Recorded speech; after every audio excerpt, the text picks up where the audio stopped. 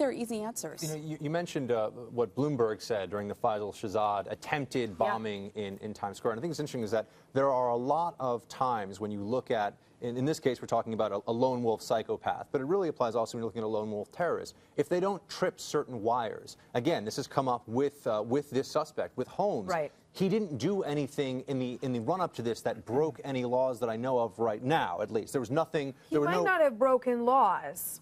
You're right.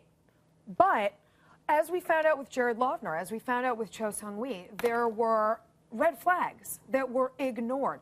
Nidal Hassan, red flags that were ignored. And you don't have to get arrested. But people were saying things like, how is this guy not on a terrorism watch list? Well, it's very important that you actually have to do something to get on a terrorism watch list. There has to be some sort of precipitating action. And if you are a savvy enough lunatic in this case or terrorist in other cases to skirt those parameters, all I'm trying to say is it's incredibly hard to avert this. And in letting one psychopath dictate national policy, no, you're absolutely right. You don't. Massive overreach but in the next couple weeks, I'm telling you, you're going to hear more stories like the one we did today, that James Holmes applied to go to some gun range and was told absolutely not. It's a demonic voicemail. You can't come. Something's off here. Well, you are going to hear more stories like that, just as we did after Jared Loughner, just as we did after Cho Seung-hui. These warning signs about these loners seem to have no friends. Just being a weirdo? I mean, yeah, we all know people that are a little off. No, there's more than a little. No, I don't agree. I think we can find friends of ours probably that have a couple of red flags. They're not going to go and do this, or they're not psychopathic, but they're a little bit off. If we start analyzing every person in this country like that, what happens? Well, I mean, there are things, you know, if somebody says things that rise to a certain level, you could get them on conspiracy. Somebody who says, I'm gathering.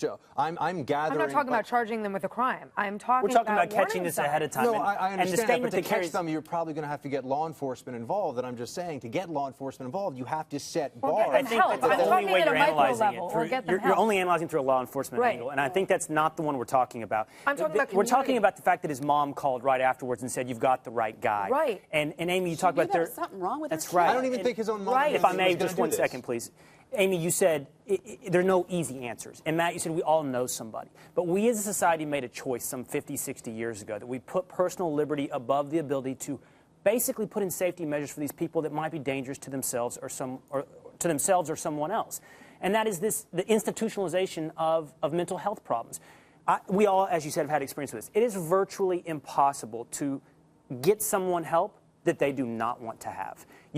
Legally, our system is set up that's just an impossibility now. And as long as that remains the case, and I'm not saying that's right or wrong, we put liberty very high, you'll have instances like this. I see what you're saying, Will, but again, if you don't want a psychopath in this case to be dictating policy on firearms, which it seems like there's agreement on, I also think you wouldn't want this to open the door necessarily to a much broader array of, now it's, anybody who says something scary, we should be able to, commit people against their will, hold them indefinitely? What do you want to do? What I'm trying to say is I don't know if there are ways to avert this, and I have dealt with these kinds of cases specifically. People that want to hurt a lot of people, and everyone says, how could you not catch them? Sometimes there's just not a way to do it. But I think if we can learn more about when do the red flags actually mean someone's going to take action to commit something horrific and violent, and maybe we won't know. Maybe that line is too difficult. But who's we? Are we all policing? It's family. Are we all family? If your brother or your cousin is muttering about, I want to kill this person, or everyone's against me, I don't think his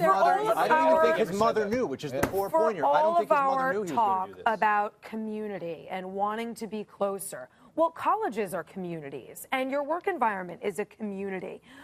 This guy didn't live in a bubble. He went to college. I understand he dropped out, but people knew him. He sent off red flags, and I'm telling you, we are going to learn of more because this is not a new story. So if we want to be treated like, we live in a community, and we take that, maybe you don't, Buck. Maybe that isn't a piety that you want to sort of push forward.